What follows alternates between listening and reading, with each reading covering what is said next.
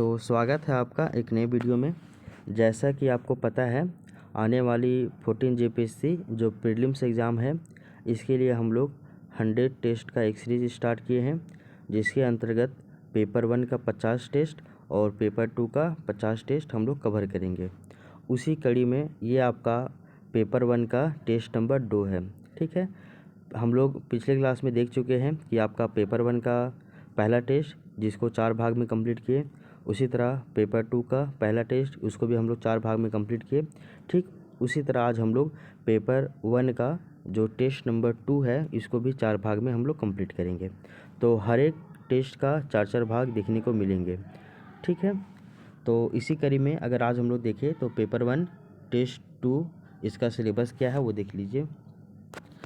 GS paper में हम लोग आज पढ़ेंगे प्राचीन भारत का इतिहास, जिसमें हम लोग आदि ऐतिहासिक काल पढ़ेंगे, जिसमें हम लोग सिंधु घाटी सभ्यता के बारे में पढ़ेंगे। इसके बाद मिडिवल हिस्ट्री में मुस्लिम आक्रमण देखेंगे, जिसमें आपका गजनवी का आक्रमण के बारे में जानना है। उसके बाद आधुनिक भारत में हम लोग मैसूर और पंजाब और बंगाल ये राज्य कैसे उत्पन्न हुए बने, इसके बारे में पढ़ेंगे, यानी कि क्षेत्रीय राजवंशों का उदय। उसके बाद ज्योग्राफी वाले सेक्शन में हम लोग मानक समय, दूरस्थ बिंदु और सीमावर्ती देशों की चर्चा करेंगे। उसके बाद भारतीय राज्य व्यवस्था और शासन, अगर ये हम लोग देखें तो इसके अंतर्गत हम लोग भारतीय संविधान की महत्वपूर्ण विशेषताएं, जनहित याचिका की संकल्पना और भारतीय संविधान की मूलभूत संरचना, इस टॉपिक का जो भी एमसीक्यू बन सकता है इसको हम लोग देखेंगे। उसके बाद इकोनॉमिक्स वाले सेक्शन में हम लोग आर्थिक और टिकाऊ धान्य विकास इसको पढ़ेंगे, और जिसके अंतर्गत हम लोग जो है वो आपका मुद्रास्फीति, इसकी अवधारणा, मुद्रास्फीति पर नियंत्रण, मौद्रिक, राजकोषीय और प्रत्यक्ष उपाय, इन सभी के बारे में देखेंगे।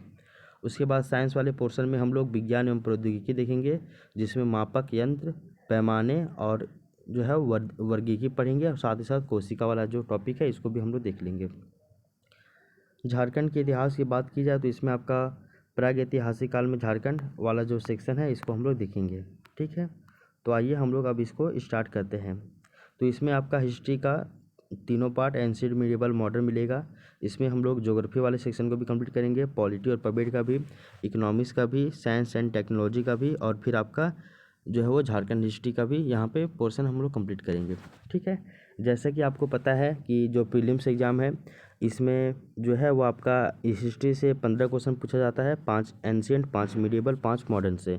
ठीक है, तो 15 क्वेश्चन हिस्ट्री से, 10 क्वेश्चन आपका ज्योग्राफी से, 10 क्वेश्चन आपका इकोनॉमिक्स से, और 10 क्वेश्चन आपका पॉलिटी और पब्लिक दोनों मिलाकर। ठीक है ना, इस तरह से देखेंगे। तो उधर आपका हिस्ट्री से हो गया 15 क्वेश्चन, 10 क्वेश्चन जो है ज्योग्राफी से, यानी कि 25 क्वेश्चन, 10 क्वेश्चन जो है वो आपका इकोनॉमिक्स से, यानी कि 35 क्वेश्चन। उसके बाद जो है वो 10 क्वेश्चन आपका झारखंड वाले सेक्शन से, यानी कि 45 क्वेश्चन। उसके बाद विज्ञान और प्रौद्योगिकी से देखें तो यहाँ से 15 क्वेश्चन पूछा जाता है, यानी कि टोटल 60 क्वेश्चन यहाँ से हो जाएंगे। इसके अलावा देखें तो आपका 15 क्वेश्चन जो है वो करेंट अफेयर से पूछा जाता है, यानी कि 60 और 15 हो गया आपका 75। और हम लोग जानते ये भी है कि 15 क्वेश्चन आपका मिसलेनियस से भी पूछा जाता है, तो वहाँ से फिर मिसलेनियस का टॉपिक हम लोग कवर करना पड़ेगा। ठीक है, तो मिसलेनियस का 15 क्वेश्चन तो 75, और इधर 15 हो गया आपका, तो 75, 10 85, 5 90, तो 90 क्वेश्चन यहाँ से फिर आपका कवर हो जाएगा। तो इस तरह से हम लोग देखते चलते हैं कि जो आपका पेपर 1 है इसमें आपका टोटल 100 क्वेश्चन पूछे जा रहे हैं। तो क्या बताया गया था कि 15 क्वेश्चन आपका हिस्ट्री से, 15 क्वेश्चन हिस्ट्री से, 15 क्वेश्चन आपका साइंस एंड टेक्नोलॉजी से, यानी कि 30 क्वेश्चन, 15 क्वेश्चन आपका जो है वो करंट अफेयर से, यानी कि 45 क्वेश्चन, 10 क्वेश्चन आपका झारखंड वाला सेक्शन से, यानी कि जो है वो आपका 55 क्वेश्चन। उसके बाद 10 क्वेश्चन जो है वो ज्योग्राफी से, यानी कि 65 क्वेश्चन, 10 क्वेश्चन आपका पॉलिटी से, यानी कि आपका ये 75 क्वेश्चन, 10 क्वेश्चन जो है वो आपका इकोनॉमिक्स वाले सेक्शन से, यानी कि आपका 75 और 10 यानी कि 85 क्वेश्चन, और 15 क्वेश्चन आपका जो है वो मिसलेनियस वाले टॉपिक से, यानी कि टोटल 100 क्वेश्चन यहाँ पे आपको पेपर 1 में देखने को मिलेंगे। ठीक है, आई होप यहाँ तक की जो बातें हैं वो आपको क्लियर हो गई होगी। अब हम लोग इसके टॉपिक को एक एक करके स्टार्ट करते हैं। तो सबसे पहले हम लोग, ये रहा आपका टेस्ट 2, इसका जो है वो हम लोग नोट्स देख लेते हैं, इसका एक्सप्लेनेशन देख लेते हैं। तो इसमें हम लोग का टॉपिक है आदि ऐतिहासिक काल, यानी कि सिंधु घाटी सभ्यता के बारे में पढ़ेंगे। तो हम लोग पिछले क्लास में जाने थे प्रागैतिहासिक काल क्या होता है, आदि ऐतिहासिक काल क्या होता है और ऐतिहासिक काल क्या होता है, वो हम लोग जान चुके हैं। तो बोला जाता है कि वह काल था जिसमें पुरातात्विक प्लस आपका अपठित लिखित साक्ष्य दोनों उपलब्ध है। यानी कि इसमें पुरातात्विक साक्ष्य तो अवेलेबल थे ही, साथ ही साथ इसमें लिखित साक्ष्य भी अवेलेबल, लेकिन उसको पढ़ा नहीं जा सका है। इस कारण से इसको कांस्य युग भी कहते हैं और इस कारण से इसको हम लोग आदि ऐतिहासिक काल भी कहते हैं। कांस्य युग इसलिए कहते हैं क्योंकि यहाँ पे कांसे का प्रयोग बहुत ज़्यादा हो रहा था और आपको पता है कि तांबा और टीन को मिलाने से कांसे का निर्माण होता है। सिंधु घाटी सभ्यता की बात करें तो वो आपका आदि ऐतिहासिक काल के अंतर्गत ही आता है। खोज व नामकरण की अगर बात करें तो सबसे पहले अगर खोज देखी जाए तो वो है 1826 ईस्वी में चार्ल्स मेसन साहब ने हड़प्पा क्षेत्र में प्राचीन अवशेष देखे थे। उसके बाद 1875 ईस्वी में अलेक्जेंडर कनिंघम साहब ने हड़प्पा स्थल को जो है वो खोज किया था, है ना, कि यहाँ पे कोई हड़प्पा स्थल है, नामक स्थल है, इसको दर्ज किया था। फिर 1875 के बाद 1921 ईस्वी में दयाराम साहनी ने हड़प्पा की खुदाई करवाई थी और वो भी सर जॉन मार्शल के नेतृत्व में। उसके बाद 1922 ईस्वी में राखलदास बनर्जी ने मोहनजोदड़ो को खोजा था। ठीक है, तो 1826 में चार्ल्स मेसन ने हड़प्पा क्षेत्र में प्राचीन अवशेष देखे। 1875 में अलेक्जेंडर कनिंघम ने हड़प्पा स्थल को जो है दर्ज किया। उसके बाद 1921 में दयाराम साहनी ने खोजा सर जॉन मार्शल के नेतृत्व में, और 1922 में राखलदास बनर्जी ने मोहनजोदड़ो खोजा। यहाँ तक की बातें जो है वो आपको समझ में आ गई होगी। इसके आगे की चर्चा करते हैं। नामकरण देख लीजिए इसका। तो बोला जाता है कि प्रारंभ में सिंधु घाटी सभ्यता इसको कहा गया था क्योंकि जो स्थल है वो सिंधु एवं उसकी सहायक नदियों के किनारे मिले थे, इसलिए इसको सिंधु घाटी सभ्यता कहा गया। फिर देख लीजिए बाद में अधिक स्थलों की खोज होने पर इसे हड़प्पा सभ्यता जो कहना उपयुक्त माना गया, क्योंकि जो सबसे पहला स्थल जो खोजा गया था इस सभ्यता से संबंधित वो था आपका हड़प्पा।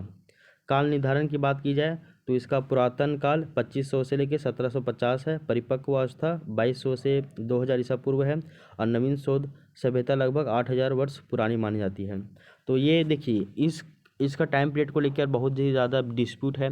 इसका बताया जाता है कि एक आपका प्राक हड़प्पा, फिर आपका एक है मतलब कि मैच्योर जो है हड़प्पा, फिर आपका बताया जाता है हड़प्पा काल के बाद का, यानी कि अर्ली फेज, फिर आपका मैच्योर फेज, फिर इसके बाद का फेज, तीनों हम लोग को चरण देखने को मिलता है।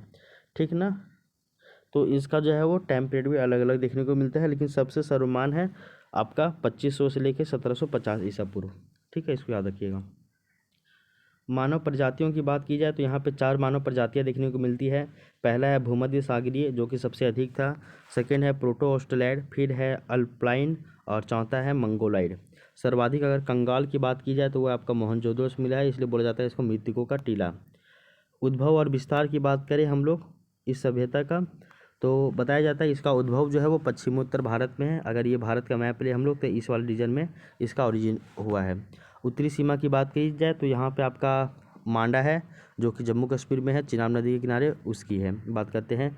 दक्षिणी सीमा की बात करें तो दैमाबाद है महाराष्ट्र में जो कि आपका गोदावरी नदी के किनारे है। पूर्वी सीमा की बात की जाए तो आलमगीरपुर है उत्तर प्रदेश में जो कि हिंडन नदी के किनारे है। और पश्चिमी सीमा की बात की जाए तो सुद कांगेडोर है, पश्चिम में है सबसे, और ये आपका पाकिस्तान में है और ये आपका दास्क नदी के किनारे है। इसके बाद इसका विस्तार देखिए तो 1600 किलोमीटर पूर्व से पश्चिम और 1100 किलोमीटर उत्तर से दक्षिण। तो ये यहाँ से यहाँ तक 1600 किलोमीटर और ऊपर से उत्तर से दक्षिण तक की बात की जाए तो ये आपका 1100 किलोमीटर है। इसका अगर टोटल क्षेत्रफल की बात की जाए तो आपका लगभग 13 लाख वर्ग किलोमीटर है। और कुल इसमें स्थल कितने खोजे गए हैं तो इसमें लगभग 1500 से ज़्यादा स्थल खोजे गए हैं। 2 स्थल आपके अफगानिस्तान में मिलते हैं, 900 से भी ज़्यादा स्थल आपके पाकिस्तान में मिलते हैं और आपका 500 से 600 के लगभग जो स्थल है वो आपके भारत में देखने को मिलते हैं। आई होप यहाँ तक की बातें आपको पता है। प्रमुख नगर या फिर स्थलों की बात करें तो इसमें 7 बड़े बड़े नगर है। कौन कौन है? पहला है हड़प्पा नगर जो कि रावी नदी के किनारे है, ये पाकिस्तान में है। दूसरा है मोहनजोदड़ो जो कि सिंधु नदी के किनारे है, यहाँ पे आपका महान स्नानागार देखने को मिलता है और ये भी पाकिस्तान में ही है, बलूचिस्तान वाले इलाके में। चंदहुदड़ो देखें तो ये अभी आपका मोहनजोदड़ो के जस्ट हल्का नीचे में ही है, सिंधु नदी किनारे। यहाँ पे जो है वो मनका उद्योग का केंद्र माना जाता है। लोथल की बात की जाए तो ये आपका बंदरगाह है जो कि यहाँ पे गोदाम और भोगवा नदी किनारे देखने को मिलता है। यहाँ पे गोदाम भी मिलता है और ये भोगवा नदी के किनारे है। कालीबंगा की बात की जाए तो यहाँ से आपका हल रेखा मिला है और आग वेदी मिला है। और बनावली की बात की जाए तो यहाँ पे आपका सोखथे यानी कि ड्रेन नहीं, बनावली के सिंपल से बात याद रखिएगा कि बहुत सारे यहाँ पे भी अवशेष मिले हैं, तो ये सोखथे वाले रीजन को ये सब हटाइएगा, ये सब मत याद रखिएगा। बनावली के बारे में अगर कुछ वैसा मतलब कुछ वैसा तथ्य मिलता है तो हम लोग आगे कनेक्ट कर लेंगे, ठीक है। धौलावीरा की बात की जाए तो यहाँ पे ये जल संरक्षण स्टेडियम, जल संरक्षण जैसी यहाँ पे साक्ष्य मिली थी, और आपका स्टेडियम जैसा भी यहाँ पे कुछ जो है वो साक्ष्य वगैरह देखने को मिलता है।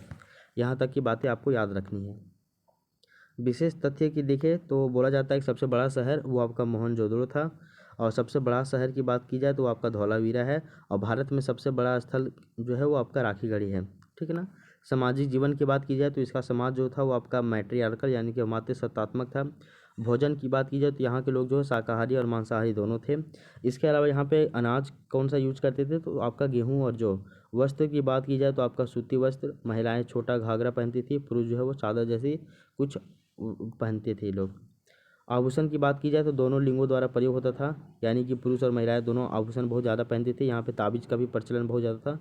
मनोरंजन के लिए ये लोग कंचे खेलना, खिलौने बनाना, मिट्टी की गाड़ियों बनाना, और आपका ये जुआ वगैरह खेलना, ये सभी यहाँ पे लोग का टाइम पास हुआ करता था। साथ ही साथ जो है वो जो है पक्षी उच्छी को लड़ाना आपस में, उन लोग का भी ये मनोरंजन का साधन था। नगर रचना या फिर स्थापत्य की बात करें तो यहाँ बोला जाता है कि जो सड़कें थी वो आपकी चौड़ी होती थी, एक दूसरे को समकोण यानी कि 90 डिग्री पे काटती थी, जिसके कारण से इसको हम लोग बोलते हैं ग्रिड पद्धति। नालियाँ जो थी वो ढकी हुई होती थी। दुनिया की सर्वश्रेष्ठ जल निकासी यहाँ पे प्रणाली देखने को मिलती है। मकान जो है वो ईंटों के हुआ करते थे, आंगन युक्त होते थे, यहाँ पे आंगन होता था। छत जो होती थी वो सपाट होती थी, लकड़ी के दरवाजे होते थे, और कुछ कुछ घरों में कुएं भी पाए जाते थे। यहाँ पे स्नानागार सभी पाया जाता था। धार्मिक जीवन की बात की जाए तो यहाँ पे एक भी आपका भवन में जो है वो मंदिर नहीं मिला है, और यहाँ पे उर्वरता देवी की पूजा की जाती थी। पशु पूजा होता था, विशेषकर जो है वो एक सींग वाला पशु जिसको कुबड़ वाला सांड कहा जाता है। पशुपति मुहर जो है वो योगी अवस्था में एक जो है मतलब कि मुहर भी मिला है, जो कि शिव के प्रारंभिक रूप का संकेत दिखने को मिलता है। लिंग योनि पूजा के यहाँ पे साक्ष्य मिलते हैं। इसके अलावा जो है पीपल वृक्ष की पूजा होती है। ताबीज़ पहनने की परंपरा थी। मृत्यु के बाद जीवन में विश्वास रखते थे ये लोग। कब्रों में जो है वस्तुएं रखी जाती थी, ठीक है। आर्थिक जीवन की बात की जाए तो पहला है कृषि। तो बोला जाता है कि मुख्य फसलों की अगर बात करें तो वो है आपका गेहूँ, जौ, राई है, मटर है। और बोला जाता है कि राजस्थान के कालीबंगा में हल रेखा जो है वो हल रेखा ये मिले हैं, कुण मिले हैं, और पत्थर के हंसिए से जो है वो फसल की कटाई वगैरह की जाती होगी सामान्यतः। इसके बाद देख लीजिए, विश्व में सर्वप्रथम कपास की खेती यहीं पे की गई थी। सिंधु घाटी सभ्यता के लोगों के द्वारा ही की गई थी। और पशुपालन की बात करें तो यहाँ पे बैल, भेड़, बकरी, कुत्ता, हाथी इत्यादि ये सभी पाला करते थे। व्यापार देखें तो यहाँ पे वस्तु विनिमय प्रणाली यानी बाटर सिस्टम चलता था। बैलगाड़ी और जो है वो नाव के द्वारा यहाँ पे परिवहन होता था। बाह्य व्यापार केंद्र जैसे कि आपका लोथल है, सूतकांगी डोर है, और आपका व्यापारिक संपर्क वो राजस्थान, अफगानिस्तान, ईरान, इन सभी में जो है वो यहाँ पे व्यापार होता था। तो आंतरिक व्यापार के साथ साथ बाह्य व्यापार भी हुआ करता था। मेसोपोटामिया के जो सभ्यता के जो लोग थे वो सिंधु घाटी सभ्यता के लोगों को मेलुहा नाम से इसको पुकारते थे।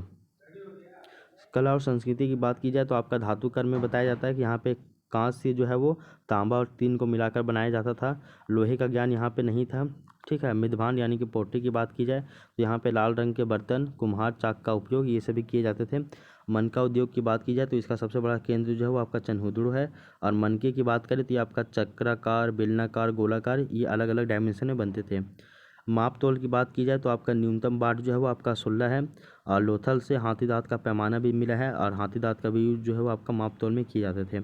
मोहरे की बात करें इंस्क्रिप्शन की तो लगभग 2000 से अधिक मोहरे यहाँ पे देखने को मिलती है। सामग्री की बात करें तो ये जो मोहरे हैं वो आपका सिलखड़ी से बनता था, और सिलखड़ी से ही आपका चौक भी बनता है। यहाँ पे अगर हम लोग जानवर की बात करें तो आपका एक सिंगी भैंस, हाथी, बाघ ये सभी यहाँ पे देखने को मिलती है। हड़प्पयाई अगर हम लोग लिपि की बात करें तो इसका लिपि तो था लेकिन हम लोग इसको पढ़ नहीं पाए हैं, ठीक है ना।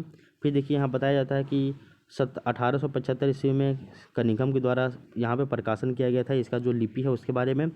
फिर 1923 ईस्वी में इसकी जो सारी लिपि है वो सभी मिल चुकी थी।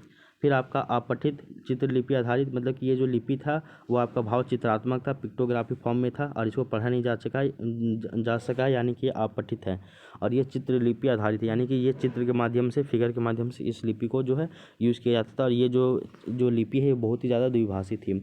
अक्षर की बात करें तो यहाँ पे आपका लगभग 250 से लेकर 400 अक्षर के बीच में देखने को मिलते हैं। लेखन की दिशाएं देखें तो ये आपका ब्रूस्टोफेडन पद्धति में मिलता है यानी कि द्विदिश, जिसको हम लोग दाएं से बाएं की तरफ जाते हैं, इधर आपका इधर से इधर लिखा जाता था। और कभी कभी संभवतः ये द्विदिश यानी कि इधर से इधर जाता भी था, कभी कभी ये ऐसा था।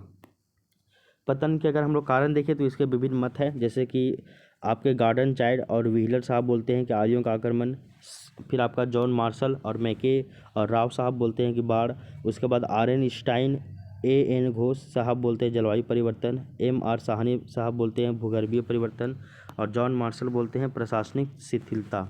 इसके अलावा के.यू.आर. कैनेडी बोलते हैं कि प्राकृतिक आपदा या फिर रोग से ये लोग समाप्त हो गए होंगे।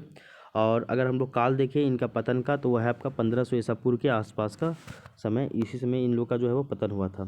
ठीक है, अब देख लीजिए इसके बाद की चर्चा करते हैं कि सिंधु सभ्यता के प्रमुख स्थल से बहुत सारे महत्वपूर्ण अवशेष मिले हैं और इन्हीं से जो है वो आपका क्वेश्चन बनता है। तो यहाँ तक तो हम लोग सिंधु घाटी सभ्यता का जितना भी इसका ये था, इसका सामाजिक जीवन, धार्मिक जीवन, इसका कला और संस्कृति, इसका नगर स्थापत्य, इन सभी की चर्चा हम लोग यहाँ पे डिटेल से कर चुके हैं। इनके बारे में हम लोग एक समझ गए हैं। इसका यहाँ पे काल निर्धारण क्या है, मानव प्रजातियाँ, इनका उद्भव और विस्तार, इनका प्रमुख नगर कौन कौन सा था, इनका नामकरण, इसका खोज कब हुआ, इसका उद्भव कैसे हुआ, इन सभी के बारे में हम लोग डिटेल से जानकारी ले चुके हैं। अब सबसे इम्पोर्टेंट पार्ट जहाँ से क्वेश्चन हर बार प्रीलिम्स में बनता है और पीटी के लिए आपका, वो है कि जो अलग अलग स्थलों से क्या क्या मिला है देखने को, वही हम लोगों को जानना है और उसके बाद जो है वो ये आपका टॉपिक कंप्लीट हो जाएगा और यही सबसे ज़्यादा इम्पोर्टेंट है। तो देखिए, सिंधु सभ्यता के प्रमुख स्थल से प्राप्त कुछ महत्वपूर्ण अवशेष या फिर वस्तुएं। ठीक है, सबसे पहला स्थल जो है वो है आपका हड़प्पा, और हड़प्पा से आपका कब्रिस्तान मिला है जिसको 837 कहा जाता है। स्त्री के गर्भ से निकला हुआ पौधा जिसको उर्वरता की देवी बोला जाता है वो मिला है। स्वास्तिक चिन्ह मिला है, अन्नागार मिला है, कुम्हार का चाक मिला है, श्रमिक आवास यहीं से देखने को मिलते हैं, लकड़ी की ओखली मिली है, लकड़ी का ताबूत भी मिला है, ये सभी आपका हड़प्पा से मिला है। इसके अलावा सेकंड नंबर जो है जगह वो है मोहनजोदड़ो। मोहनजोदड़ो से आपका बृहद स्नानागार मिला है, मातृ देवी की मूर्ति मिली है, कांसे की नर्तकी की मूर्ति मिली है, दाढ़ी वाला साधु मिला है, और हम लोग ये भी देखते हैं कि मुद्रा पर अंकित पशुपतिनाथ की मूर्ति मिली है, सूती कपड़ा का साक्ष्य मिला है, हाथी का कपाल खंड मिला है, गले हुए तांबे के ढेर मिले हैं, मिट्टी की तराजू मिली है, सबसे बड़ी ईंट का साक्ष्य भी मोहनजोदड़ो से ही मिला है। तो ये सभी साक्ष्य मोहनजोदड़ो से मिले हैं। वहीं अगर हम लोग चन्हुदड़ो की बात करें तो चन्हुदड़ो से आपका वर्काकार ईंटें मिले हैं, कंघा मिला है, लिपस्टिक का साक्ष्य मिला है, मनके का कारखाना मिला है, बिल्ली का पीछा करते हुए कुत्ता इत्यादि, ये सभी आपका चन्हुदड़ो से मिला है। इसके अलावा देखिए कालीबंगा से तो बोला जाता है कि हल द्वारा जुता हुआ खेत कालीबंगा से मिला है, अग्निकुंड कालीबंगा से मिला है, अलंकृत ईंटें मिली है, काले रंग की चूड़ियाँ मिली है और बेलनाकार मुहरें मिली है कालीबंगा से। इसके अलावा लोथल से देखें तो लोथल से आपका मन का कारखाना मिला है, गोदीवाड़ा जिसको बंदरगाह बोलते हैं ये मिला है। लोथल से ही आपका जो है वो आपका युग्म समाधान मिला है और लोथल से ही जो है वो धान की खेती के भी साक्ष्य मिले हैं। एक और प्लेस है आपका सुरकोटदा जहाँ पे घोड़े की अस्थियाँ के साक्ष्य मिले हैं। ये लोग बाकायदा घोड़े से परिचित नहीं थे, लेकिन अस्थि मतलब कि परिचित थे थोड़ा बहुत, लेकिन उनका जो है यूज ज़्यादा नहीं होता था। बनावली से जो है वो आपका घरों में सोख्ता मिला है। तो देखिए ऊपर में भी था ना सोख्ता वाला पॉइंट, तो बनावली से घरों में सोख्ता मिला है। सोख्ता क्या है ये आप थोड़ा सा गूगल कर लीजिएगा, ठीक है, यहाँ पे अभी ज़्यादा टाइम नहीं दे सकते हैं। आगे देख लीजिए, ये भी तो किन जगहों से क्या क्या मिला है वो तो इम्पोर्टेंट था ही। इसके अलावा कुछ कुछ और भी बातें इम्पोर्टेंट है जो कि आपको जो पता होनी चाहिए, जैसे कि ये जो शहर है वो कौन शहर किस नदी के किनारे है, उसकी खोज किसके द्वारा की गई थी, वो वर्तमान में उसकी स्थिति कहाँ है, ये सभी पॉइंट बनता है एग्जाम में। तो इसको देख लीजिए, हड़प्पा जो है वो आपका रावी नदी के किनारे है। इसका जो खोज है वो आपका दयाराम साहनी के द्वारा किया गया है और इसका जो वर्तमान में स्थिति जो है वो पाकिस्तान के मोंटगोमरी जिला में स्थित है। मोहनजोदड़ो की बात करें तो ये आपका सिंधु नदी किनारे है। इसकी खोज राखालदास बनर्जी के द्वारा किया गया था और ये वर्तमान में सिंध प्रांत का जो लरकाना जिला है वहीं पे है, पाकिस्तान में है। चन्हुदड़ो की बात करें तो ये भी आपका सिंधु नदी किनारे है और इसका खोज जो है वो अर्नेस्ट मैक साहब के द्वारा किया गया है और ये आपका सिंध प्रांत पाकिस्तान में ही स्थित है। कालीबंगा की बात करें तो ये आपका घग्गर नदी किनारे है जिसका खोज बीबी लाल और बी.के. थापर के द्वारा किया गया था और ये राजस्थान का हनुमानगढ़ जिला में स्थित है। कोट दीजी की बात करें तो यह सिंधु नदी किनारे है और जिसका खोज फजल अहमद खां के द्वारा किया गया था और ये पाकिस्तान का सिंध प्रांत में स्थित है।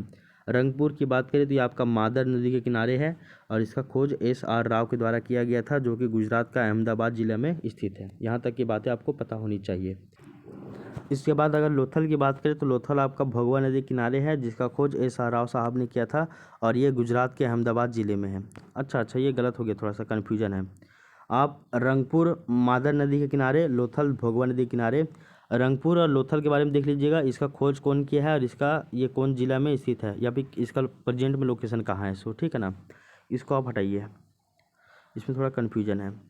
आलमगीरपुर की बात करें तो ये आपका हिंडन नदी के किनारे है, जिसका खोज जगदत्त शर्मा ने किया था और ये उत्तर प्रदेश का जो है वो मेरठ जिला में मौजूद है। सुत कांगेडोर की बात करें तो ये आपका दास नदी किनारे है, जिसका खोज ऑरेल स्टाइन साहब ने किया था और ये पाकिस्तान के मकरान में स्थित समुद्र तट के किनारे है। बनावली की बात करें तो ये सरस्वती नदी किनारे है, जिसका खोज R.S. बिष्ट साहब ने किया था और ये हरियाणा के फतेहाबाद जिला में स्थित है। धौलावीरा की बात करें तो ये आपका रविंद्र सिंह बिष्ट, जिसको हम लोग ये और साथ ही साथ एक और व्यक्ति है J.P. जोशी, इन्होंने ही खोज की थी। और धौलावीरा किस नदी किनारे है वो अभी भी कन्फ्यूजन वाला बात है। और धौलावीरा की बात करें तो ये आपका गुजरात का कच्छ जिला में ये मौजूद है। इसके अलावा एक और प्लेस है आपका रोपड़ जो है वो आपका सतलज नदी के किनारे है, इसकी भी खोज जगदत्त शर्मा ने की थी। और रोपड़ भी जो है वो आपका पंजाब का रोपड़ जिला में स्थित है, रोपड़, ठीक है ना। तो आई होप ये यहाँ तक की जो बातें हैं वो आपको समझ में आ गई होगी। तो ये आपका सिंधु घाटी सभ्यता का जो है वो डिटेल से हम लोग जान गए हैं। अब इसके बाद हम लोग देखते हैं मध्यकालीन भारतीय इतिहास की ओर चलते हैं हम लोग। और मीडिवल हिस्ट्री में हम लोग का टॉपिक है महमूद गजनवी के बारे में। और महमूद गजनवी के बारे में याद रखिएगा कि ये इसका जो टाइम पीरियड है ये 998 से लेकर 1030 ईस्वी तक इसका टाइम पीरियड है, ठीक है ना। और महमूद गजनवी की बात कीजिएगा तो ये आपका गजनी यानी कि यामिनी वंश का ये इतिहास के बारे में बतलाता है यहाँ पे। तो गजनी वंश से संबंधित है महमूद गजनवी।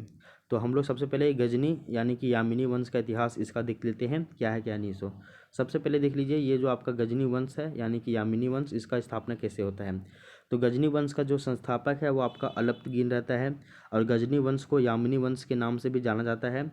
अलप्तगीन मूलतः वो आपका तुर्क जाति का दास यानी कि गुलाम होता है, जो कि बाद में गजनी में स्वतंत्र शासक बन जाता है। उसने गजनी को अपनी राजधानी बनाया और वहीं से वो शासन की नींव डाल दी। अलप्तगीन के बाद उसका जो दामाद था जो कि उसका गुलाम भी था, जो कि सुबुक्तगीन है, वही गजनी का शासक बनता है। तो अलप्तगीन के बाद उसका गुलाम और उसका दामाद सुबुक्तगीन शासक बनता है।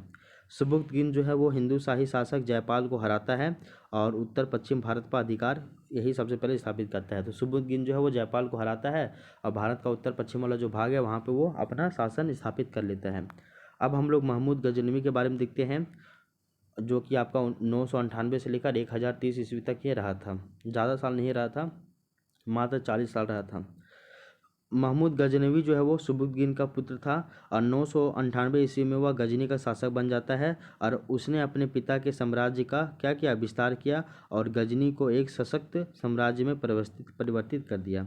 बगदाद के खलीफा जिन्होंने अल कादिर बिल्लाह ने उसे 2 उपाधियाँ प्रदान की। तो बगदाद का खलीफा हुआ करता था जिनका नाम था अल कादिर बिल्लाह, और अल कादिर बिल्लाह ने जो है वो आपका मोहम्मद गजनी को या महमूद गजनी को दो ठो टाइटल दिया था यानी उपाधि दिया था।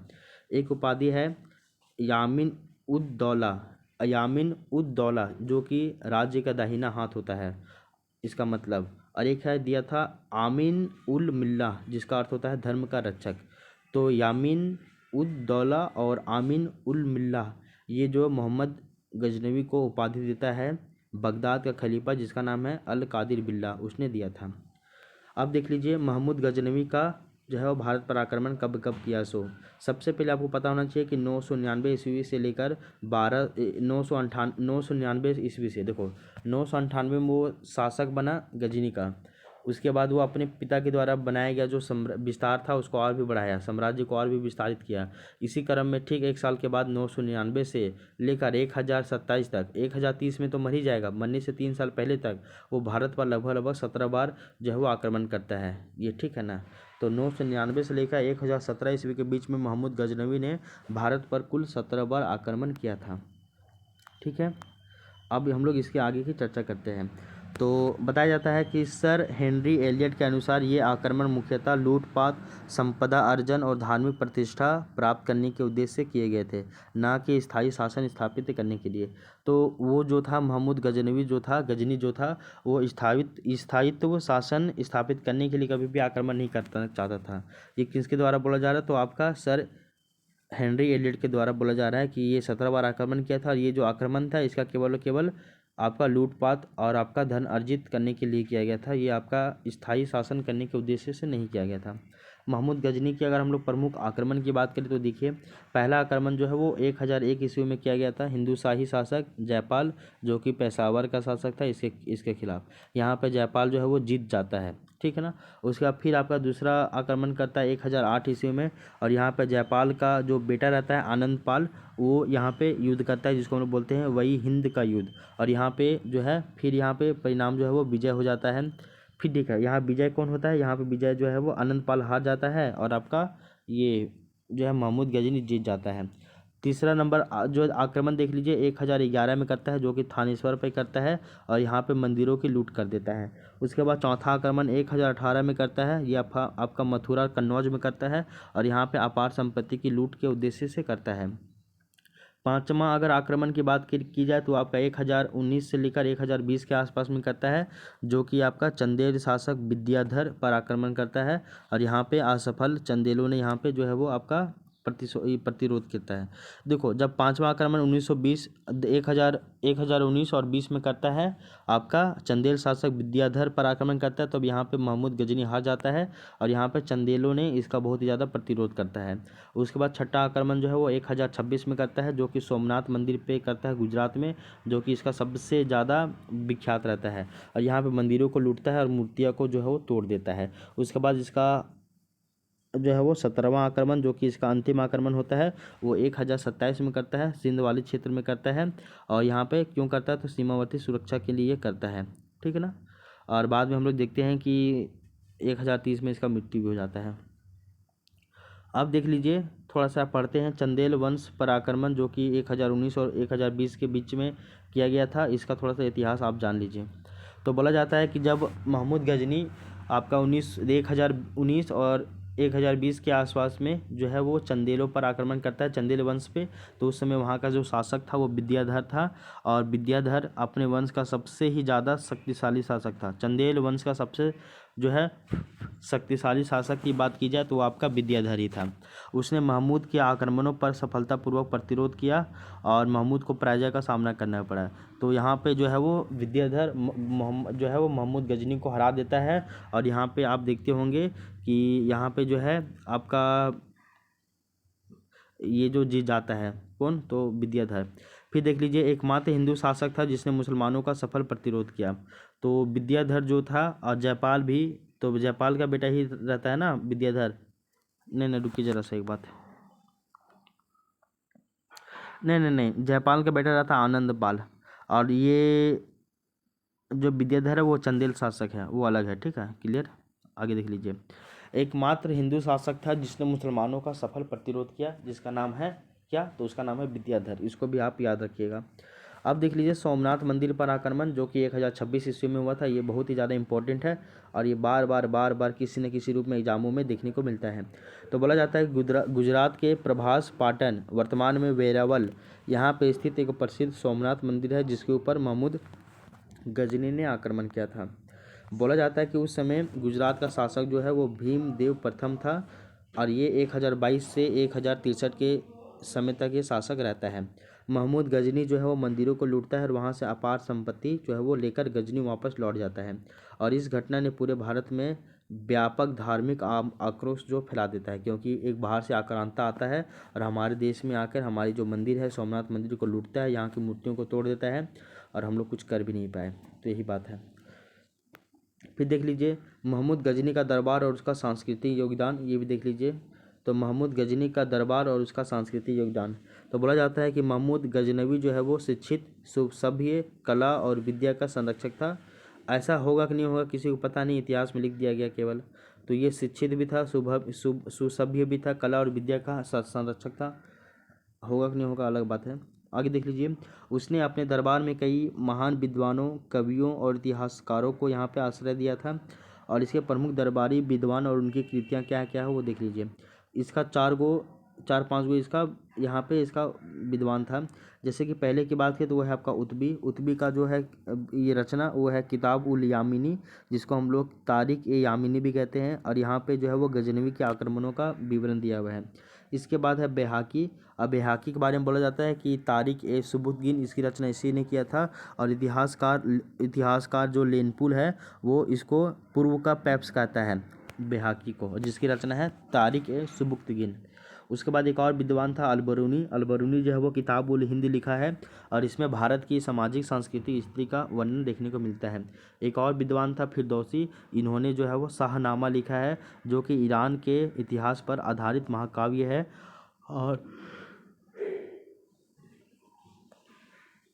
और फिरदौसी को पूर्व का होमर भी कहा जाता है। तो पूर्व का होमर फिरदौसी को, और पूर्व का पैप्स बैहाकी को। इसके अलावा देख लीजिए, उनसूरी, असजदी, फारूकी, तूसी, उजारी, ये सभी इसके प्रसिद्ध फारसी कवि और विद्वान हुआ करते थे। इनका भी नाम याद रख लीजिएगा। लेकिन आप डिटेल से अलबरूनी, फिरदौसी, बैहाकी, उतबी के बारे में ध्यान में रखिएगा।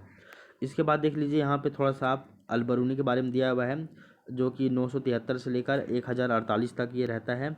इसके बारे में बताया जाता है कि अलबरूनी का जो जन्म है वो 973 ईस्वी में खिवा यानी कि ख्वारिज़म में हुआ था।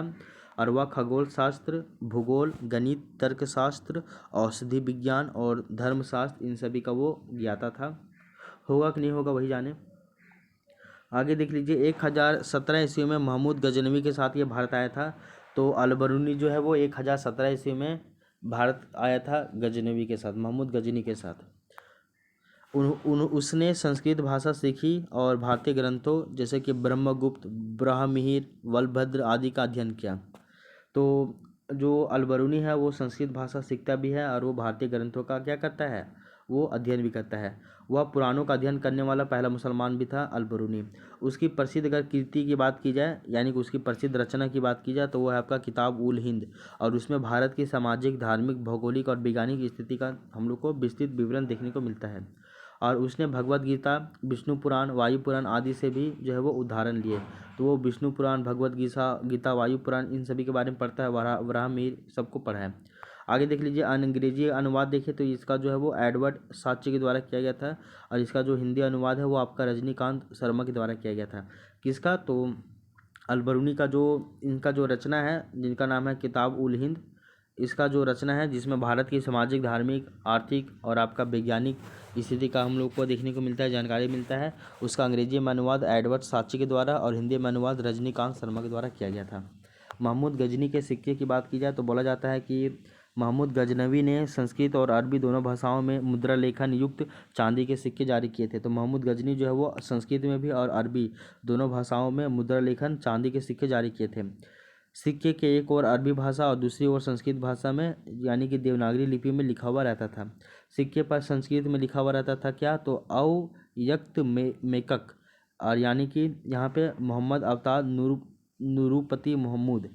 देखो सिक्के पर अंकित संस्कृत में लिखा रहता था क्या, तो अव्यक्त मेकम जिसका देखो, अच्छा ठीक है, सिक्के पर संस्कृत में लिखा रहता था अव्यक्त मेकम और एक तरफ लिखा रहता था मोहम्मद अवतार नूरुपति महमूद। ये सब ये याद रहेगा नहीं याद रहेगा कोई बात नहीं, केवल संस्कृत में क्या लिखा था वो अव्यक्त मेकम, वो याद रख लीजिएगा। इन सिक्कों से प्रमाणित होता है कि वह भारतीय संस्कृति को समझने का भी प्रयास करता था। ये हो गया अलबरूनी के बारे में। अलबरूनी के बारे में थोड़ा सा आप समझ लिए होंगे। अलबरूनी के बाद जो है थोड़ा सा आप मोहम्मद गजनवी के सिक्के के बारे में भी देख लिए हैं। अब थोड़ा सा आप जो है वो फरिश्ता के बारे में समझ लीजिए, ठीक है ना। और फरिश्ता के बारे में आप हल्का सा समझ लीजिए। फरिश्ता के बारे में 1560 से लेकर 1620 ईस्वी तक ये रहा था। इसका पूरा नाम जो था वो मोहम्मद कासिम हिंदू शाह था। इसका प्रसिद्ध ग्रंथ की बात करें तो वह है आपका तारीख ए फिरिश्ता, और इसी को ही जो है गुलशन ए इब्राहिमी कहा जाता है। तो तारीख ए फरिश्ता, और इसी को ही जो है तारीख ए फरिश्ता को ही गुलशन ए इब्राहिमी कहा जाता है। और यह ग्रंथ बीजापुर के शासक इब्राहिम आदिल शाह को समर्पित है, ठीक है ना। और इसमें प्राचीन से लेकर मध्यकालीन मुस्लिम शासकों के इतिहास का विवरण मिलता है। किसमें? तो आपका तारीख़ फरिश्ता में, जिसको गुलशन ए इब्राहिमी कहा जाता है, जो कि इब्राहिम आदिल शाह को जो है समर्पित है। और ये जो था वो बीजापुर का शासक था। और इसमें एंशिएंट से लेकर मिडिवल जितना भी मुस्लिम शासक है सबका यहाँ पे जिक्र मिलता है। अब हम लोग थोड़ा सा इसका सारांश देख लेते हैं, यानी कि समरी देख लेते हैं, समरी टेबल जो कि इम्पोर्टेंट है। सबसे पहले याद रखिएगा वंश का नाम गजनी वंश है, जिसको यामिनी वंश भी कहा जाता है। इसका संस्थापक अलप्तगिन था। महानतम शासक की बात करें तो आपका महमूद गजनवी हो गया। शासन का काल देखें तो इसका टाइम पीरियड 998 से 1030 है। आक्रमणों की संख्या देखें तो ये 17 बार आक्रमण किया। प्रमुख उद्देश्य क्या है? तो लूटपाट, धार्मिक प्रतिष्ठा, ये सभी हो जाएगा। इसके प्रसिद्ध विद्वान की बात करें तो अलबरूनी, उतबी, फिरदौसी, बेहाकी, चारों हो जाएगा। प्रसिद्ध कृतियाँ की बात करें तो आपका किताब उल हिंद, शाहनामा, किताब उल यामिनी, ये सभी है। सिक्के की बात करें तो ये आपका द्विभाषिक है, यहाँ पे अरबी और संस्कृत दोनों भाषा मिलता है। भारतीय प्रतिरोध की बात की जाए तो ये आपका विद्याधर है, जो कि चंदेल शासक रहता है। प्रसिद्ध मंदिर आक्रमण की बात करें तो आपका सोमनाथ मंदिर आक्रमण होता है 1026 में। और इसका उत्तराधिकारी युग की बात करें तो वो है आपका शिहाबुद्दीन मोहम्मद गौरी, जो कि 1175 से लेकर 1206 तक रहता है। तो इसका उत्तराधिकारी युग की बात की जाए तो वो आपका शिहाबुद्दीन मोहम्मद गौरी। तो महमूद गजनी के बाद या गजनवी के बाद मोहम्मद गौरी आता है, जिसका टाइम पीरियड 1175 से लेकर 1206 तक रहता है। मोहम्मद गजनी का 998 से 1030 तक, और मोहम्मद गौरी का 1075 से 1206 तक इसका टाइम पीरियड रहता है। ठीक है ना, यहाँ तक आपको बातें समझ में आ गई होगी। ठीक है, अब देख लीजिए हम लोग यहाँ पे आपका मीडिएवल हिस्ट्री यहीं पे कंप्लीट हो गया है। आज हम लोग महमूद गजनी के बारे में पढ़े। पिछले क्लास में हम लोग मोहम्मद बिन कासिम के बारे में देखे थे। नेक्स्ट जो टेस्ट होगा हम लोग का, उसमें जो है नेक्स्ट वाले जो टेस्ट है, उस नेक्स्ट वाले टेस्ट में हम लोग जानेंगे महमूद गजनी के बाद मोहम्मद गौरी के बारे में। ठीक है, तो मोहम्मद गौरी के बारे में आगे जानेंगे। अब हम लोग जो है वो आपका आधुनिक भारत की ओर चलते हैं हम लोग। तो एंशिएंट हिस्ट्री जिसमें हम लोग सिंधु घाटी सभ्यता देखे, मीडिएवल हिस्ट्री इसमें हम लोग महमूद गजनी के बारे में देखे, और मॉडर्न हिस्ट्री इसमें हम लोग जो है वो क्षेत्रीय राजवंशों का उदय, जिसमें हम लोग मैसूर, पंजाब, इन सभी के बारे में पढ़ेंगे। ठीक है, आइए स्टार्ट करते हैं आपका मॉडर्न हिस्ट्री। मॉडर्न हिस्ट्री में हम लोग जानेंगे, आधुनिक भारत में हम लोग जानेंगे जो है वो क्षेत्रीय राजवंशों का उदय, यही वाला टॉपिक चलेगा, जिसमें हम लोग आज मैसूर राज्य के बारे में देखेंगे। तो बोला जाता है कि मैसूर राज्य की जो स्थापना है वो आपका हैदर अली के द्वारा किया गया था 1761 ईस्वी में। तो मैसूर राज्य की स्थापना हैदर अली के द्वारा 1761 ईस्वी में किया गया था। और हैदर अली एक योग्य शासक था और वह अपने साम्राज्य का विस्तार करना चाहता था, और यही अंग्रेजों तथा मैसूरों के बीच में युद्ध का कारण बना। तो देख लीजिए, मैसूर का संस्थापक हैदर अली 1761 में। हैदर अली एक योग्य शासक था और वो अपना साम्राज्य का विस्तार करना चाहता था। देन हैदर अली में और अंग्रेजों के बीच में मैसूर को लेकर युद्ध होता है, जिसके लिए अगर हम लोग देखें तो आपका सबसे पहला युद्ध होता है प्रथम मैसूर युद्ध, जो कि आपका 1767 से लेकर 1769 के बीच में होता है। तो 1767 से 69 के बीच में, यानी 2 साल लगता है ये युद्ध करने में, जो कि आपका प्रथम मैसूर युद्ध कहलाता है, अंग्रेजों के बीच में और आपका हैदर अली के बीच में। तो प्रथम मैसूर युद्ध अंग्रेजों और हैदर अली के बीच में 1767 से लेकर 1769 तक हुआ था, यानी कि 2 साल, जिसका कारण मद्रास में अंग्रेजों की आक्रामक नीतियाँ थी। कारण क्या था? तो मद्रास में जो है वो अंग्रेजों की आक्रामक नीति, ये कारण बना था। फिर देख लीजिए, इस युद्ध में हैदर अली ने अंग्रेजों के खिलाफ कुछ हद तक जीत हासिल किया था। तो यहाँ पे अंग्रेज हारे थे और कुछ हद तक जो है वो आपका हैदर अली जीता था इसमें। फिर देखिए 1769 ईस्वी में मद्रास की संधि हुआ था, और उस मद्रास की संधि के साथ जो है वो आपका प्रथम मैसूर युद्ध जो है वो आपका युद्ध समाप्त हो जाता है। और इस संधि की सारी शर्तें हैदर अली जो है वो एक्सेप्ट कर लेता है, और जिस कारण यह संधि जो है सफल नहीं, देखो इस संधि की सारी शर्तें जो है वो आपका हैदर अली ने ही तय किया था। इस कारण से यह संधि जो है वो सफल नहीं हो सका, और सफल नहीं हुआ। दिन क्या हुआ कि आपका सफल नहीं हुआ, दिन ये द्वितीय आंग्ल मैसूर युद्ध वापस होता है। आंग्ल मतलब अंग्रेज, और मैसूर मतलब जो बोला जा रहा है हैदर युद्ध के बीच में। ठीक ना, मैसूर मतलब मैसूर राज्य के बीच में। ठीक ना, तो इस तरह से तो देखो पहला जो मैसूर युद्ध हुआ था, स्टार्टिंग तो हुआ हैदर अली और अंग्रेजों के बीच में। तो ये जो युद्ध था वो स्टार्टिंग में लगभग हैदर अली की तरफ झुका ही हुआ था। बाद में ये जो युद्ध है वो आपका किसका संधि पे, तो आपका याद रखिएगा, रुकिए जरा सा, ये जो युद्ध है वो आपका मद्रास की संधि पे ख़त्म होने वाला था और समाप्त हो गया। लेकिन इस युद्ध में जो भी संधि है वो सारा संधि में जितना भी शर्त है वो सारा हैदर अली तय करता है। देन अंग्रेज लोग इससे खुश नहीं होते हैं। बाद में फिर आपका सेकेंड आंग्ल मैसूर युद्ध हो जाता है, जिसको हम लोग द्वितीय मैसूर युद्ध भी कहते हैं, जो कि आपका 1780 से लेके 1784 के बीच में होता है। और यहाँ पे बोला जा रहा है कि द्वितीय आंग्ल मैसूर युद्ध का जो परिणाम है यह होता है कि 1782 ईस्वी में हैदर अली मार दिया जाता है। तो सेकेंड जो आंग्ल मैसूर युद्ध होता है इसमें 1782 ईस्वी में आंग्ल जो है ये हैदर अली वो मर जाता है। उसके बाद हैदर अली की मृत्यु के पश्चात उसका जो बेटा है टीपू सुल्तान वो युद्ध में आगे बढ़ता है। तो हैदर अली मर गया मैसूर से, देन आपका टीपू सुल्तान आता है और ये फिर युद्ध में पार्टिसिपेट करता है और ये बहुत ही योग्य रहता है। 11 मार्च 1784 ईस्वी को मैंगलोर की संधि होती है और टीपू सुल्तान और ब्रिटिश ईस्ट ने बीच के इस देखो 11 मार्च 1784 को टीपू सुल्तान और आपका अंग्रेज़ों के बीच में मैंगलोर की संधि होती है। उसके बाद इस संधि के तहत द्वितीय आंग्ल मैसूर युद्ध जो है वो आपका समाप्त हो जाता है। तो पहला आंग्ल मैसूर युद्ध जो है वो मद्रास की संधि पे ख़त्म और सेकेंड जो आंग्ल मैसूर युद्ध जो है वो आपका मैंगलोर की संधि पे समाप्त। क्लियर, आगे देख लीजिए। फिर भी आपका जो है वो खुन्नस ख़त्म नहीं हुआ था। इसके बाद फिर से तृतीय आंग्ल मैसूर युद्ध हो जाता है, जो कि 1790 से लेकर 1792 के बीच में होता है, 2 साल। बोला जाता है कि यह युद्ध टीपू सुल्तान ने लड़ा था, किंतु इस युद्ध में टीपू सुल्तान पराजित हो जाता है और यह युद्ध जो है वो आपका श्रीरंगपट्टनम की संधि पे समाप्त हो जाता है। तो थर्ड जो आंग्ल मैसूर युद्ध हुआ था इसमें टीपू सुल्तान पार्टिसिपेट किया था, खुद ही लड़ा था। बाद में टीपू सुल्तान इसमें हार भी जाता है और फिर ये जो युद्ध था वो आपका श्रीरंगपट्टनम की संधि पे समाप्त हो जाता है। उसके बाद चतुर्थ आंग्ल मैसूर युद्ध आपका 1798 से लेकर 99 के बीच में होता है और इस युद्ध में टीपू सुल्तान फिर जो है वो मारा जाता है और मैसूर क्षेत्र पर पूरा अंग्रेजों का अधिकार हो जाता है। देख लीजिए। तो चतुर्थ आंग्ल मैसूर युद्ध में ही टीपू सुल्तान मारा गया और संपूर्ण मैसूर वाले जो रीजन है वहाँ पे अंग्रेजों का अधिकार हो गया। तो अंग्रेज ऐसे करके धीरे धीरे जीतते चले गए। अब देख लीजिए पंजाब राज्य के बारे में। पंजाब राज्य के बारे में बताया जाता है कि पंजाब राज्य की जो स्थापना है वो सुकर चकिया मिसल के राजा रंजीत सिंह ने किया था।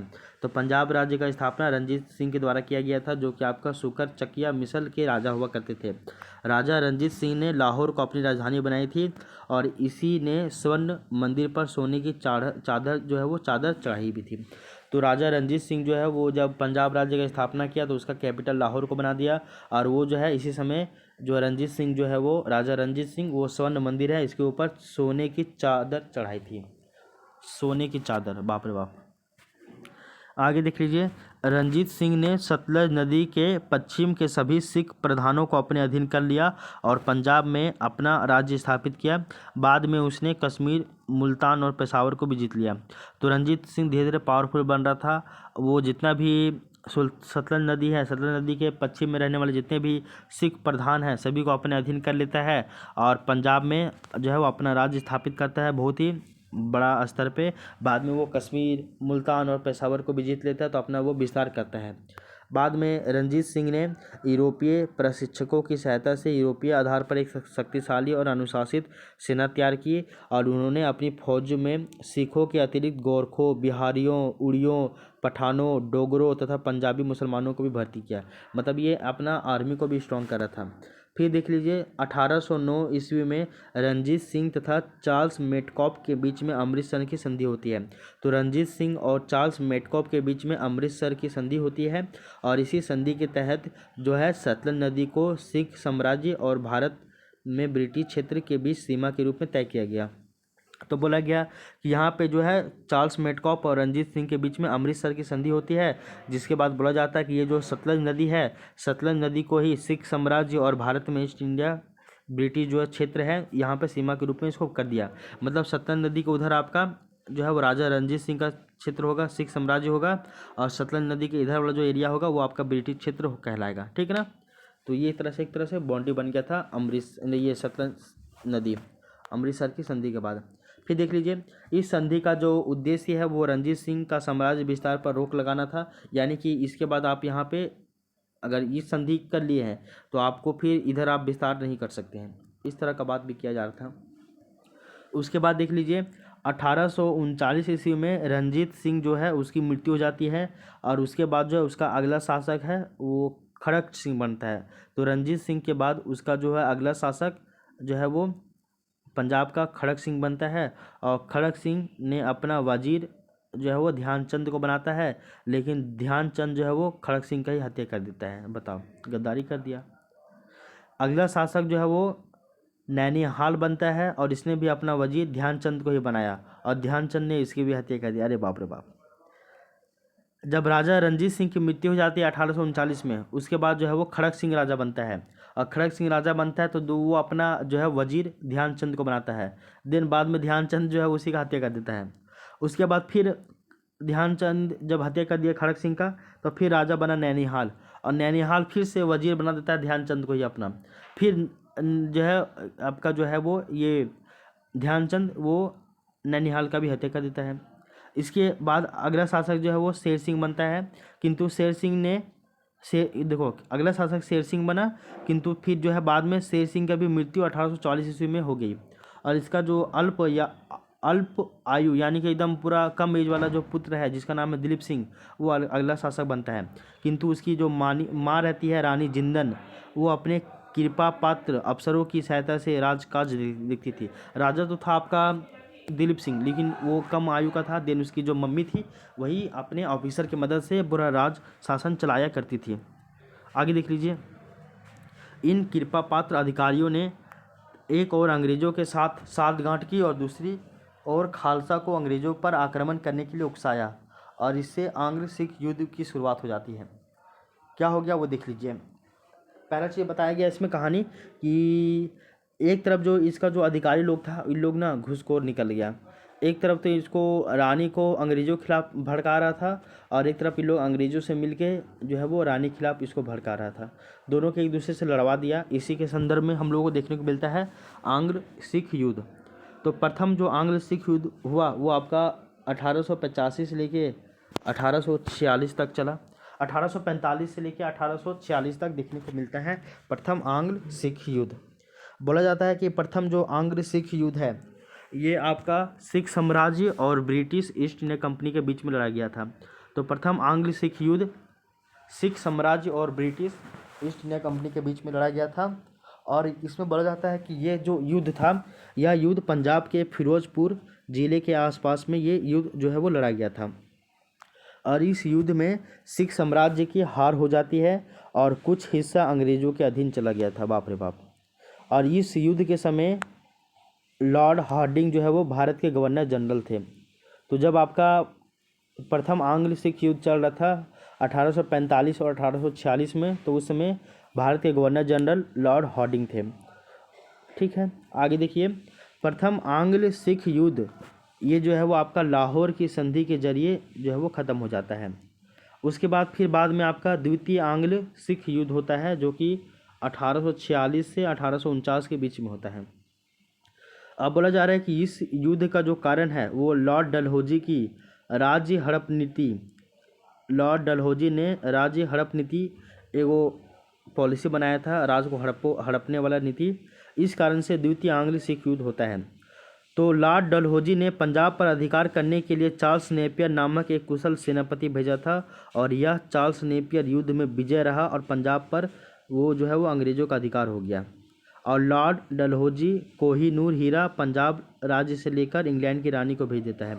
तो लॉर्ड डलहौजी जो है वो कोहिनूर हीरा को पंजाब राज्य से लेकर इंग्लैंड की रानी को भेज देता है। और राजा रणजीत सिंह का जो अल्प आयु का जो पुत्र होता है दिलीप सिंह को अंग्रेज़ों ने अच्छी शिक्षा के लिए उसको लंदन भेज दिया। तो लॉर्ड डलहौजी जो है वो कोहिनूर हीरा पंजाब से लेकर महारानी जो है वो महारानी इंग्लैंड की रानी को भेज दिया, महारानी को भेज दिया। और रणजीत सिंह का जो अल्प आयु का जो बेटा था दिलीप सिंह, उसको बेहतर अध्ययन या शिक्षा के लिए लंदन भेज देता है। और उसकी माता को पेंशन भोगी बनाकर जम्मू कश्मीर भेज देता है। तो उसकी जो माता थी, उनकी माता बताया गया था ना कि उनकी जो माता थी जिनका नाम था रानी जिंदन, उनको जो है पेंशनधारी बनाकर उसको जम्मू कश्मीर भेज देती है। और इस प्रकार देखा जाए तो पूरे पंजाब पर अंग्रेज़ों का अधिकार हो गया। तो पूरा पंजाब जो है वो अंग्रेज़ों के अधीन आ गया। कैसे कैसे रंजीत सिंह की लड़ाई से स्टार्ट होता है, फिर आपका ये देखने को मिलता है। ठीक है, तो हम लोग मैसूर देख लिए, हम लोग पंजाब देख लिए, अब हम लोग थोड़ा सा बंगाल देखते हैं। बंगाल के बारे में बताया जाता है कि केंद्रीय सत्ता की बढ़ती कमजोरी का लाभ उठाकर मुर्शिद कुली खां एवं अलीवर्दी खां ने बंगाल को स्वतंत्र शक्ति के रूप में स्थापित कर दिया। बंगाल पर शासन करने वाले जो है प्रमुख शासक जो है वो निम्न हैं। कौन कौन शासक बंगाल पे शासन किए थे उसके बारे में उसका लिस्ट भी यहाँ पे दिया हुआ है। तो पहले बताया गया है कि केंद्र में जो सत्ता है उसका कमजोरी बढ़ रहा था, इसी का ही लाभ उठाकर, मतलब केंद्रीय जो सत्ता है वो कमज़ोर हो रही थी, इसी का लाभ उठाकर मुर्शिद कुली खां और आपका अलीवर्दी खां, इन दोनों ने मिलकर बंगाल को स्वतंत्र शक्ति के रूप में स्थापित कर लिया। और यहाँ पे अलग अलग टाइम पीरियड में अलग अलग शासकों की जो है वो हम लोग शासन देखते हैं। जैसे अगर बात की जाए तो मुर्शिद कुली खां जो कि 1717 से लेकर 1727 ईस्वी तक बंगाल में शासन करता है। और औरंगजेब के इसके बारे में बताया जाता है कि औरंगजेब के शासनकाल में मुर्शिद कुली खां 1700 ईस्वी में बंगाल का सूबेदार नियुक्त किया गया था और 1717 ईस्वी में फर्रुखसियर ने उसे बंगाल का दीवान घोषित किया। किंतु मुर्शिद कुली खां ने ढाका से अपनी राजधानी मुर्शिदाबाद स्थानांतरित करके स्वयं को अपने आप को स्वतंत्र घोषित कर लिया। ठीक है, आगे देखिए, मुर्शिद कुली खां के शासनकाल में 3 विद्रोह हुए थे। पहला विद्रोह सीताराम राय, दूसरा जो है मुर्शिद कुली खां के शासनकाल में 3 विद्रोह हुए थे। पहला विद्रोह सीताराम राय, उदय नारायण और गुलाम मोहम्मद ने, तथा दूसरा और तीसरा विद्रोह क्रमशः सुजात खां एवं नजात खां ने किया था। तो पहला विद्रोह सीताराम राय, उदय नारायण और गुलाम मोहम्मद ने किया, दूसरा विद्रोह सुजात खां ने किया और तीसरा विद्रोह नजात खां ने किया मुर्शिद कुली खां के शासनकाल में। फिर देखिए 1727 ईस्वी में मुर्शिद कुली खां की मृत्यु हो जाती है और उसके बाद उसका जो दामाद होता है सुजाउद्दीन वो बंगाल की गद्दी पर बैठता है। तो अब हम लोग देखते हैं नेक्स्ट राजा सुजाउद्दीन के बारे में, जो कि 1727 से लेकर 1739 तक वो बंगाल में शासन करता है। बोला जाता है कि मुर्शिद कुली खां की मृत्यु के बाद सुजाउद्दीन शासक बना और यह मुर्शिद कुली खां का दामाद भी था और इसके पश्चात इसका बेटा सरफराज खान गद्दी पर बैठा और इसका कार्यकाल 1 वर्ष तक ही रहा। इसके बाद यानी सुजाउद्दीन के बाद इसका जो बेटा था सरफराज खान वो गद्दी पर बैठता है और जिसका काम जो है कार्यकाल 1 ही साल का रहता है। तो उसके बारे में ज़्यादा हम लोगों को नहीं देखना है। उसके बाद देख लीजिए अलीवर्दी खां जो कि नेक्स्ट रहता है वो आपका 1740 से 1756 तक। देखिए पहला आप मुर्शिद कुली खां याद रखिएगा 1717 से लेकर 1727 तक। दूसरा आप सुजाउद्दीन के बारे में याद रखिएगा 1727 से लेकर 1739 तक। उसके बाद सरफराज खान के बारे में याद रख लीजिएगा 1739 से 1740 तक। उसके बाद अलीवर्दी खां 1740 से 1756 तक याद रखिएगा। ठीक है, अब अलीवर्दी खां के बारे में देखिए तो 1739 ईस्वी में ही अलीवर्दी खां सरफराज खां को गद्दी से हटाकर खुद को बंगाल का नवाब बना लेता है और इसके समय में बंगाल पर मराठों ने रघुनाथ राव के नेतृत्व में आक्रमण कर देता है, वो भी 5 बार। बाद में अलीवर्दी खां के शासनकाल में ही अंग्रेज़ों के द्वारा कोलकाता के निकट फोर्ट विलियम का किला वो जो है वो किला जो है वो बनाया जाने लगा था। फिर इसके बाद सिराजुद्दौला शासन करता है, वही राजा बनता है 1756 और 1757 के बीच में। बोला जाता है कि अलीवर्दी खां के बाद उसका जो नाती था वो सिराजुद्दौला था, वही शासक बनता है 1756 से लेकर आपका 1757 तक, 1 साल तक बंगाल का नवाब बनता है। और इसके नवाब बनने पर उसके परिवार के सदस्यों के बीच में षड्यंत्र और झगड़े शुरू हो गए थे और इन्हीं साजिशों ने अंग्रेज कंपनी को बंगाल की राजनीति में हस्तक्षेप करने का अवसर दिया तथा अंग्रेज़ों ने कलकत्ता फोर्ट विलियम की किले बंदी का जो है वो विस्तार आरंभ कर दिया। अंग्रेज जो कंपनी है वो अंग्रेज कंपनी नवाब की किसी बात पर ध्यान नहीं दिए और अपनी मनमानी करती रहे और कंपनी ने अपनी किलेबंदी तथा मुख्य व्यापार की नीति जो है वो जारी रखी और नवाब ने जो है वो मतलब क्रोधित होकर कासिम बाजार की अंग्रेज फैक्ट्री पर अधिकार कर लिया और 20 जून 1756 ईस्वी को कलकत्ता पर भी अधिकार कर लिया। इसी समय जो है वो आपका ब्लैक होल की घटना आती है 20 जून 1756 को। जब बताया कि 20 जून 1756 को कलकत्ता पर अधिकार कर लिया और जो आपका कासिम बाजार की जो अंग्रेज फैक्ट्री पर अधिकार कर लेता है, उसके बाद बताया जाता है कि एक अंग्रेज अधिकारी जेड हॉलवेल साहब के अनुसार बताया जाता है कि ये जो नवाब थे उन्होंने, किस नवाब की बात की जा रही है, ये हम लोग नवाब जो है सिराजुद्दौला की बात की जा रही है। तो बोला जाता है कि ये नवाब जो है वो 20 जून की रात में 146 अंग्रेज बंदियों को 18 फुट लंबी एवं 14 और 10 चौड़ी कोठरी में बंद कर दिया और अगले दिन हॉलवेल सहित 23 व्यक्ति जीवित बचे और इतिहास में इस घटना को ब्लैक होल त्रासदी के नाम से जाना जाता है। इतना बड़ा घटना हुआ था, समझे। तो इस तरह से आपको याद रख लेना है। तो बंगाल पे ज़्यादा नहीं, आपको किसको याद रखना है, मुर्शिद कुली खां, उसके बाद सुजाउद्दीन, उसके बाद सरफराज खान, उसके बाद अलीवर्दी खान, उसके बाद सिराजुद्दौला। सिराजुद्दौला के समय में ही आपका ब्लैक होल घटना होती है 20 जून 1756 को। और आपका फिर हम लोग देखते हैं कि बंगाल पे भी धीरे धीरे करके अंग्रेज़ों का ही अधिकार हो जाता है। तो यहाँ तक की जो घटना थी, यहाँ तक की जो बातें हैं वो आपको समझ में आ गया होगा। तो इस तरह से हम लोग एंशिएंट हिस्ट्री का एक टॉपिक, मिडिवल हिस्ट्री का एक टॉपिक और मॉडर्न हिस्ट्री का भी एक टॉपिक, तीनों टॉपिक हम लोग कंप्लीट कर लिए हैं अभी के क्लास में। हम लोग सिंधु घाटी सभ्यता एंशिएंट हिस्ट्री में पढ़े, उसके बाद मिडिवल हिस्ट्री में महमूद गजनी के बारे में पढ़े, जिसको गजनवी भी कहा जाता है। उसके बाद हम लोग जो है वो मॉडर्न हिस्ट्री में क्षेत्रीय राजवंशों का उदय देख रहे थे, जिसमें हम लोग आज 3 टॉपिक पढ़े। एक हम लोग पढ़े मैसूर के बारे में, फिर हम लोग पढ़े पंजाब के बारे में, फिर हम लोग पढ़े बंगाल के बारे में। ठीक है, आई होप यहाँ तक की बातें जो है वो आपको समझ में आ गई होगी। तो ये आपका प्रीलिम्स पेपर 1 का जो टेस्ट नंबर 2 है, इसका पहला पार्ट कंप्लीट हो गया है। अब पेपर 1 का जो टेस्ट नंबर 2 चल रहा है, इसका 3 पार्ट और आएगा, मतलब कि एक टेस्ट 4 पार्ट में कंप्लीट होगा आपका।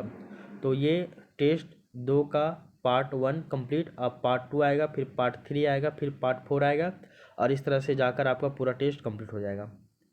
ठीक है, तो इस क्लास को हम लोग यहीं तक रहने देते हैं। अब हम लोग मिलते हैं नेक्स्ट वीडियो में। तो तब तक के लिए thank you, take care, bye bye.